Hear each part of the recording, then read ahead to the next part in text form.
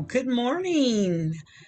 I am Donna Mitchell again here from Aging Advantage. Aging Advantage is a nonprofit organization that helps support our seniors and those with the disability, the adults in the greater St. Louis area. Now, through the local grants and donations, we are able to provide these educational talks to our clients and their caregivers.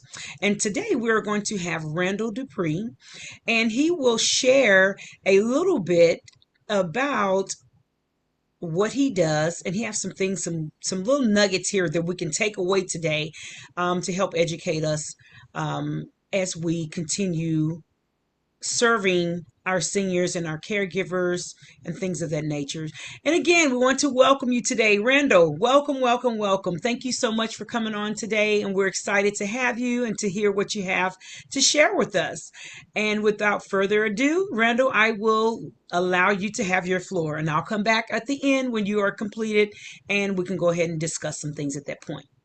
Awesome. Well, thank you, Donna, for the introduction. And again, everyone, my name is Randall Dupre. I'll give a quick overview of my background just to get us started.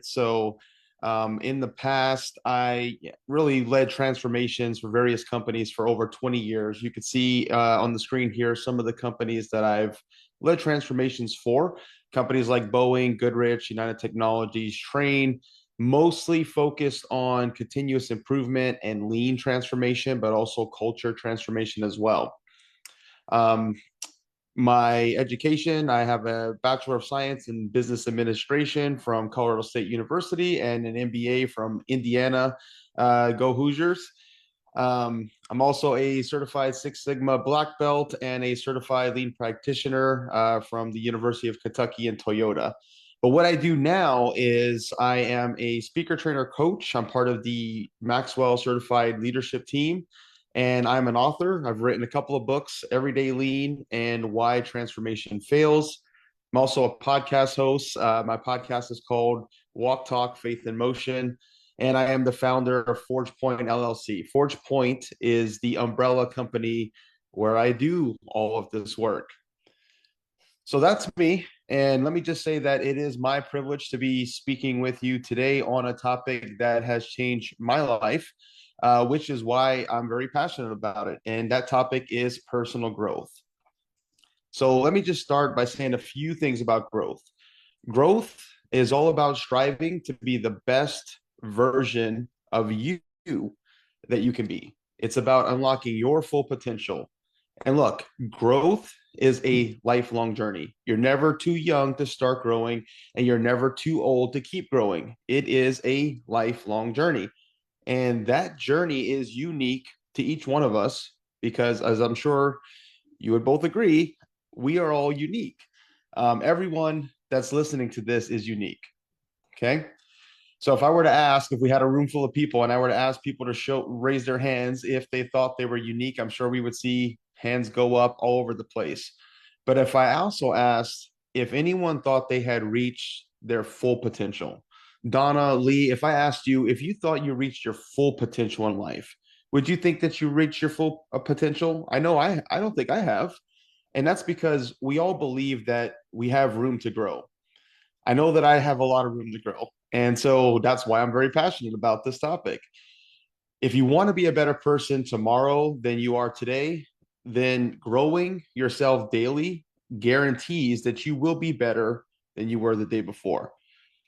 Now, before we go and dive into personal growth and talking about making ourselves better, I just want to let everybody know 30, 40, 50 minutes is not enough time for us to do a really deep dive into all the facets of personal development.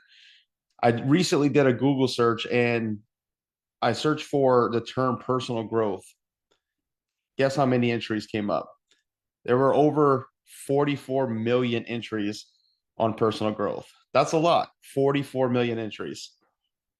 So I just want to be clear up front from the very start that we're not going to cover everything there is to know about personal growth in just one session together. Fair enough?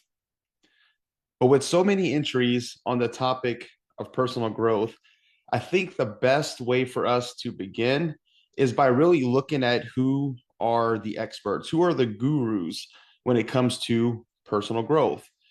And it just so happens that one of my mentors is at the top of that list. He's written several New York Times best-selling books, and he's sold more than 26 million copies. And his name is Dr. John C. Maxwell. And in his book, The 15 Invaluable Laws of Growth, which is one of those New York Times best-selling books and also an outstanding resource, we get a lot of good content on growth. And we're going to dive into that a little bit here today. So we're going to spend our time exploring two of John's 15 laws of growth. And the two laws that we're going to cover are the law of pain and the law of the rubber band. And these two laws are important aspects for your personal growth because the law of pain tells us that we are all going to experience growing pains, life lessons. We're all going to have pain in some way, shape, or form. It could be physical pain, emotional pain, mental pain, and we have to realize how we're going to manage that pain. We got to develop a plan for managing that pain, and how we handle these painful moments affect our growth. In the law of the rubber band, in order for you to grow to your full potential, you have to be stretched beyond your current comfort zone. Stretching grows your muscles if you want to be a better athlete, and they stretch your personal growth muscles. So if we're ready, we're going to just jump right into the first law, and that is the law of pain. Okay. So the law of pain basically says that good management of bad experiences leads to great growth and is necessary to grow. Now, this law is a tough pill to swallow because pain is something that we naturally avoid. I know I try to avoid it in most cases, but this law is about teaching you that how we turn bad experiences into positive steps can lead to our success. So if we could take that bad experience and get something positive out of it, it will definitely help us improve and grow and be more successful. And look, when it comes to bad experiences, we all have them, but nobody likes them. If I were to ask Donna, Lee, do you love having a bad experience? You're probably going to say no. If I asked you, do you like having a bad experience? You're probably going to say no. If I asked a group of people, raise your hand if, you kind of sort of wouldn't mind a bad experience or two. We might find a few people who, are gluttons for punishment and they might raise their hand, but overall, we don't want to have bad experiences. So John Maxwell in his book about the law of pain says he quotes John McDonnell, and he says that every problem introduces a person to himself. Think about that. Every problem introduces a person to himself. It's a very powerful quote. Think about what that means. We learn more about ourselves when we go through pain, when we have problems. The way we react, the way we deal with it, the way we handle it tells us something about ourselves. The bottom line is that everyone has bad experiences. We just can't avoid them. Some of us run from them. Some of us do whatever little we can do to deal with them. Others embrace them. But no matter what, we just can't avoid them. But the last group of people, the people who embrace them, are the people, they are the leaders who choose to learn from difficult and very challenging experiences. I remember a while back, I was asked by a teammate of mine to give a presentation, and I rehearsed and I planned, and I went over it over and over again. But when I got up in front of a group of people, I started to feel nervous and I went blank. My mind just went blank. And I started to feel humiliation and I started to feel embarrassment start to rise within me. And I wasn't quite sure what to do. And I could tell that the audience sensed my hesitation to continue. And it was a painful situation to be in. My voice started to tremble. I felt my whole body was shaking. Has anybody out there ever had that experience? Fortunately, I remembered that I was going to tell a story and I jumped to that story, and it was a story that I knew well. So it really helped me to get back on track. And after I told the story, I was actually able to finish the presentation. But from that point on, when I thought that I had practiced and rehearsed enough, I just practiced more. Look, we've all had bad experiences. You've heard the saying, life is filled with ups and downs.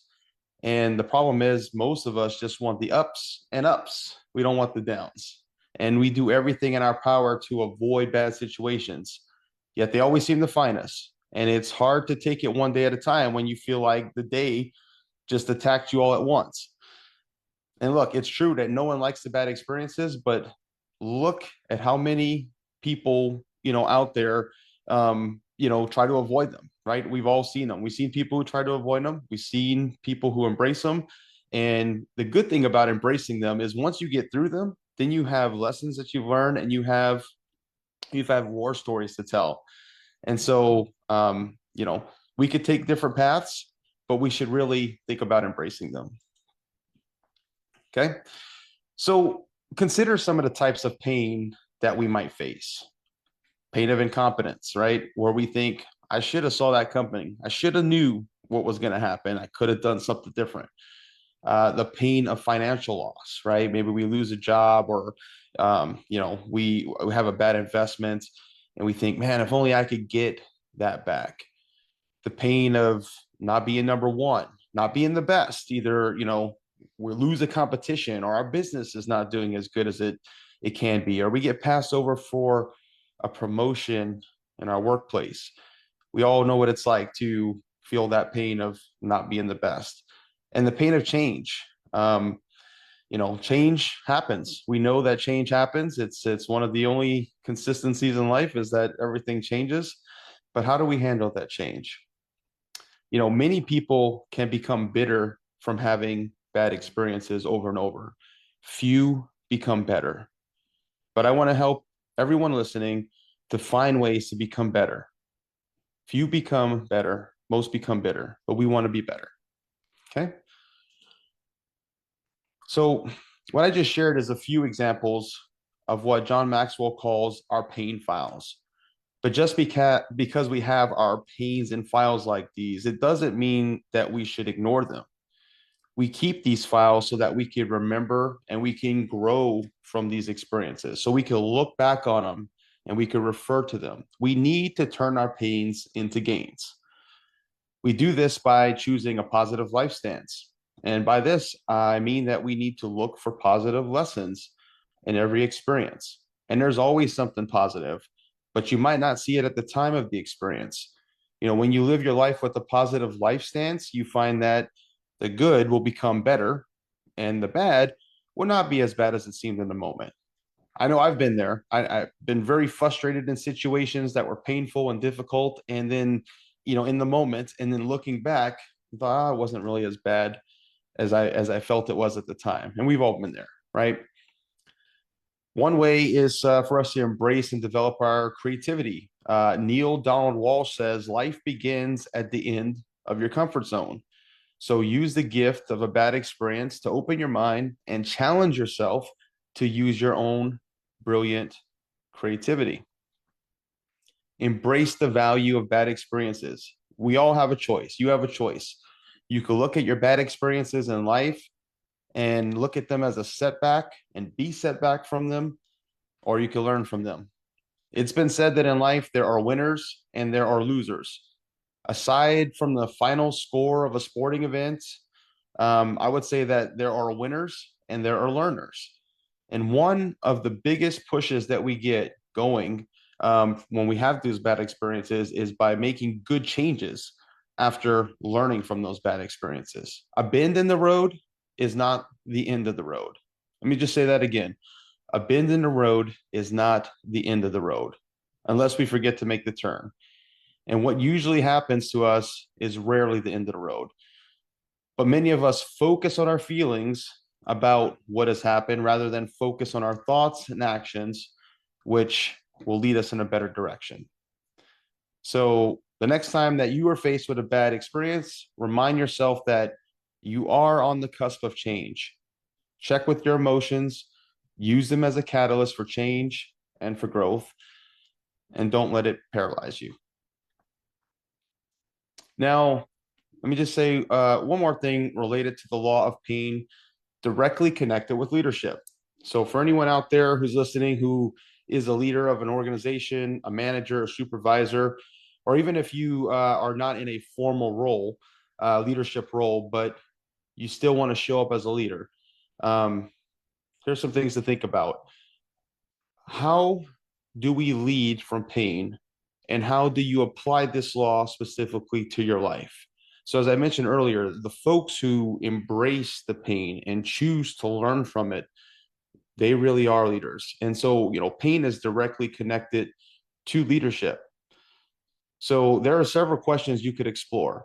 But in the limited time we have, I'll give you a few to think about. One is, how do you deal with pain? Do you do everything possible to avoid it? Do you endure it? Since you know that you have to, you got to get through it one way or another. Do you work to embrace it and remain positive despite having bad experiences? And we all know people who do any one of these, right? I can tell you from personal experience, one of the pains that I embrace intentionally, every day is I go to the gym and I work out. Um, and I realized that the pain I feel today of lifting heavy weights, for example, is an experience that is going to eliminate other pains, that I might feel later in life. But regardless whether we're talking something physical or we're talking about something that's maybe mentally challenging or emotionally draining, usually when we face that pain, embrace it, and then learn from it, we're usually going to find ourselves avoiding more pain in the future. All right. So, as we start to think about where we all are on the spectrum of how we view bad experiences, um, the way we view them can guide us in taking advantage of and growing from the pain that we have. We know that getting an understanding of what has happened and recognizing our emotions that we have because of this experience could lead us to start to create more positive action going forward. And there could be numerous pathways, but here's a few things that we could do. So we could get input from others. Um, we could understand our emotions. We could identify specific desired change that we want to have, and we could think about positive change that we could influence either in ourselves or others.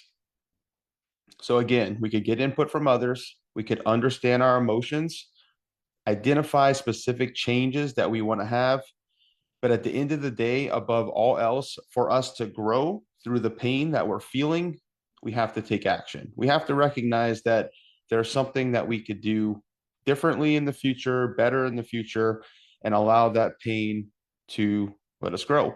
Because at the end of the day, personal growth does require action, and it is as simple as that. So don't let another painful experience go by without learning and without growing from it.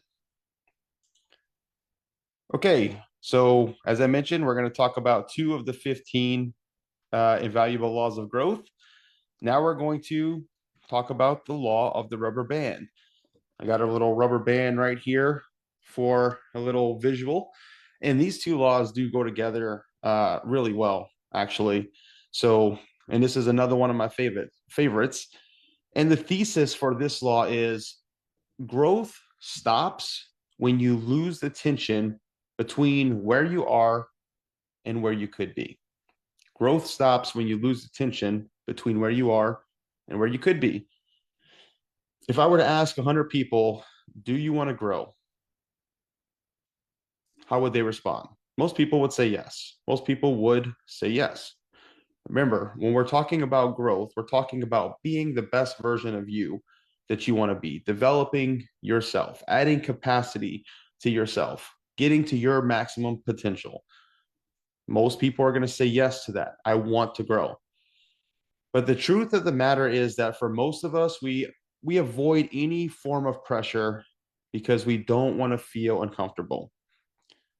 You see, we might have been taught that comfort is a place to be desired or maybe even strive for. But let me introduce a new thought. Okay, it goes like this. All living things grow, and that growth requires stretching.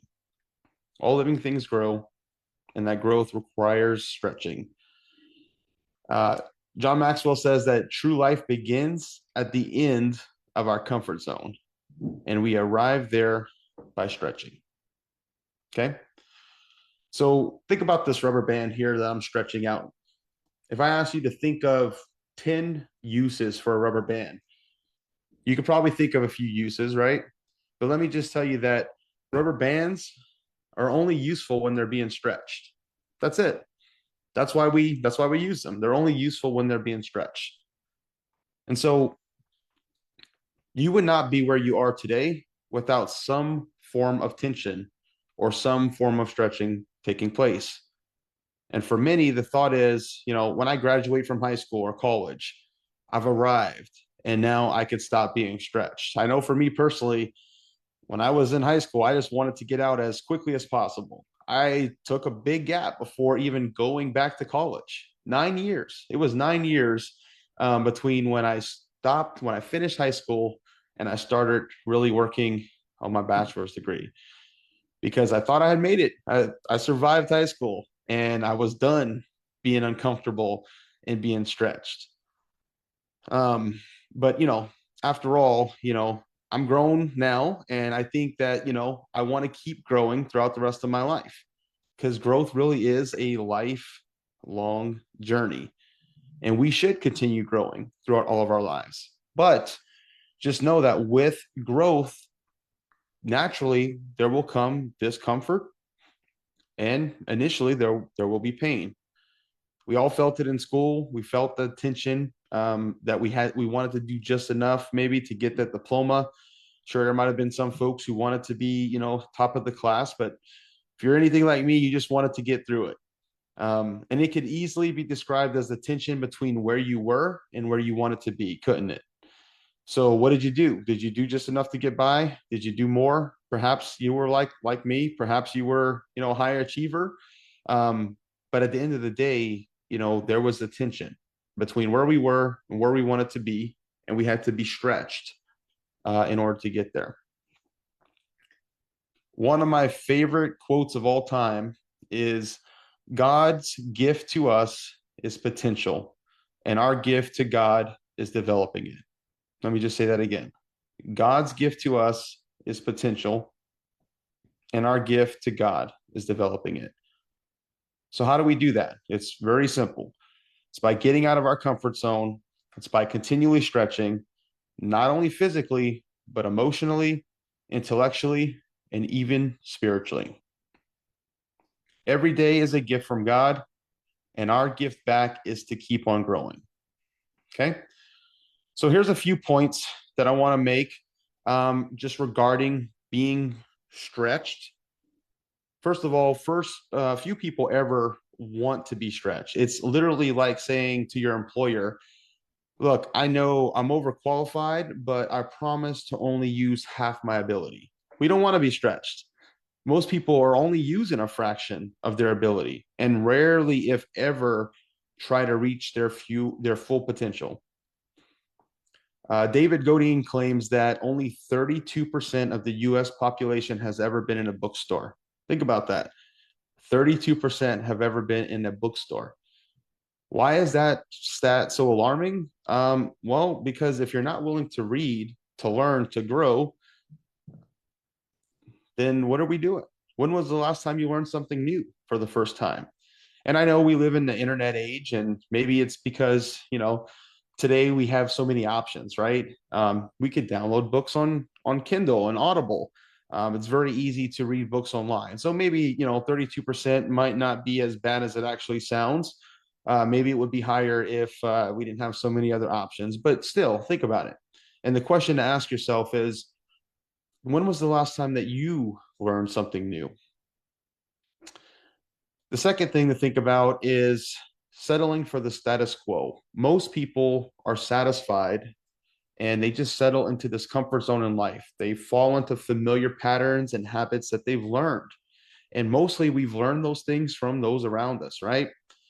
So even though being in our comfort zone may feel good, it may feel safe, where it leads to is really mediocrity. And ultimately, that will lead us to dissatisfaction. Because look, it takes real courage to push yourself outside of your comfort zone. No one remembers average people, and most of us don't want to be average. The third thing to think about is stretching is an inside job. The real process of growth begins with your thoughts. Those thoughts then become your words, and the words become actions. James Allen says you cannot travel within and stay still without. Think about it. All life, except for mankind, grows to its full potential. It's only mankind that ever circumvents the process. For example, think about a tree. How tall will a tree grow? A tree doesn't decide to stop growing. It continues to grow all its life, and it will never stop growing as long as nothing hinders it. It will continue to grow taller and taller its entire life. Now, this inside job is an internal measurement that allows you to evaluate where you are against what you are capable of. Point 4, stretching always requires change, and change is always a challenge. It's a challenge because it propels us out of a place of comfort. Just a couple of real truths that I would like to share with you. You can't improve and avoid change at the same time. It's impossible to improve and avoid change, because think about it, just by the very nature of improvement, if you are improving something, you are changing something, right? So we got to stop looking over our shoulder at what was and start focusing on what is. I find it very interesting that you usually won't find a successful person who isn't restless in some way. And if I quote George Eliot, it's never too late to be what you might have been. And if you are still satisfied with what you did 5 years ago, you're not growing. It's as simple as that. Point 5, stretching sets you apart from others. If you notice, most people seem to become satisfied just with average, with mediocrity, just being average. Now, this is a personal concession to be less than your best. That's really what it is. You're choosing to pause growth and settle for less than your best. And I find it very interesting that excellence seems to be further and further away from the accepted norms of society. Successful people set themselves apart from the crowd by going over and above what others do. As you stretch and get better, you'll be able to affect and infect others who will follow your lead, and everyone will become better as a result. If you've ever heard the term, the mountain gets higher the farther I climb. That's what it's about. The people who want to be set apart, who want to really achieve their maximum potential and be the best that they can be, they find that the higher they get, the further the top of the mountain is. And it's because to get this much better gets that much harder the more we grow. Point number 6, stretching can become a lifestyle. When you stop stretching, you stop growing. I, for one, am going to continue to stretch and growing as long as I'm on this planet. And there's no place for me personally to stop and to rest on my laurels, because all living things continue to grow, and it only happens by being stretched. And so therefore, we should make stretching ourselves daily a routine, make it part of our daily habit. And then lastly, point number 7, stretching gives us a shot at significance. You see, if you are going to grow yourself, you got to first know yourself. You need to know what the gap is between good and great. Could it be that our ability to close the gap is directly related to our willingness to be stretched? Let me ask this. Who are you having a positive impact on today? And who is it that you have intentionally invested in today? And is that making a difference in them and in you? John has said, I want to make a difference doing something that makes a difference at a time that makes a difference and with a people who will make a difference. Because people who are committed to stretching themselves will always make a difference. So, the real bottom line when we're talking about the law of the rubber band is, are you always looking for a better way to do what you already do? If you are, then you need to know ahead of time that it will stretch you out of your comfort zone and propel you into your desired future. The law of the rubber band may be one of my favorites because I know that as I live it out, I'm never the same and I continue to get better. Okay. So we talked about two laws, the law of pain and the law of the rubber band.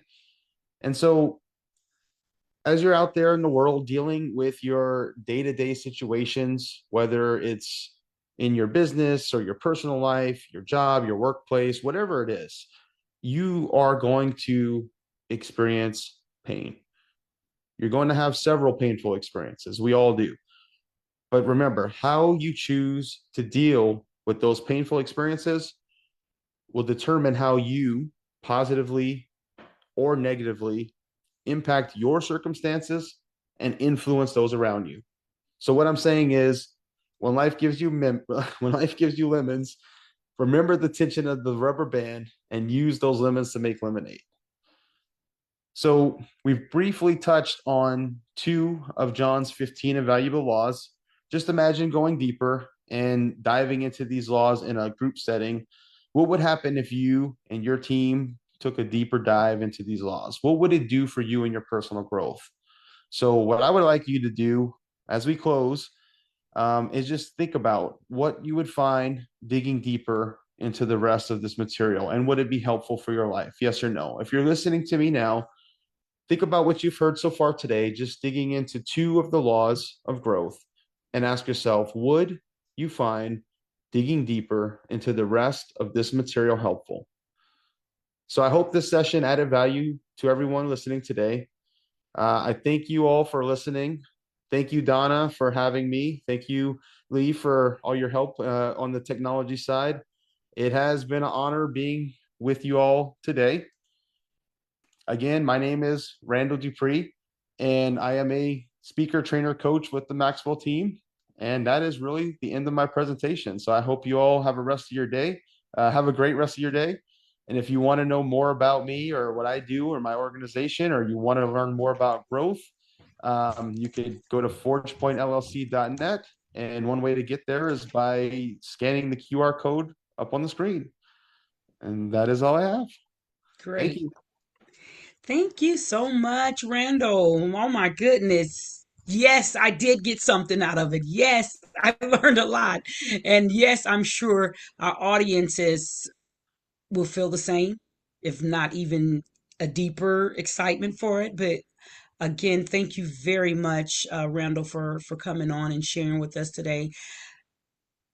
Just as you were talking about the different ways to stretch yourself, I'm like, oh wow, okay, keep hitting me, that's fine, keep punching me, all right, I can take this, I can do this. Yeah, So truly it was a great thing for me to learn today, and just kind of helped me to start thinking a little bit outside the box, to start stretching myself, because there has been some things that I've been thinking about, and sometimes you just kind of put it off to the side because again, you're comfortable with your day to day and things that you do, and but that thing that still hovers over you from time to time, that's been me. And listening to you today, it has helped me to regain my sense of urgency that I need to uh it's okay to be stretched. It's a good thing, in other words, and to know absolutely. that. So Yeah. um once again, I appreciate that. Thank you so much, and I'm excited. When are you're coming back soon too, right, Randall, to have a other parts and things? I'm excited to whenever you're ready to come back. I'm excited. Yeah, it's Yeah, good. yeah, 100%. I'm gonna come and talk to your teams in person and hopefully, answer some questions and engage some folks and challenge some people to, put themselves out there and, find those difficult situations that will stretch them. Yes. And challenge everyone to continue to grow. It really is a lifelong journey. We should be growing. Yes. And Yes. one thing that I didn't really talk about that I will definitely share more on, next time is, there is an assumption that growth just happens naturally, and it doesn't. Mm. If we're not Wow. intentional about it, if we don't make a choice, if we don't make a decision to grow, it's not going to happen. It may happen Wow. physically. I know, I grew my whole life without doing much, and now that I'm older, I'm growing in ways that I don't want to grow physically. um, but there is this assumption that it's going to just happen, but it's really not. So, I will talk more about that the next time. Okay. All right. Great. Well, we're looking forward to it. Again, thank you so much. And I love the way, you have given us some nuggets to help us remain almost like hungry. So we'll be excited to hear, the rest of it and the ongoing.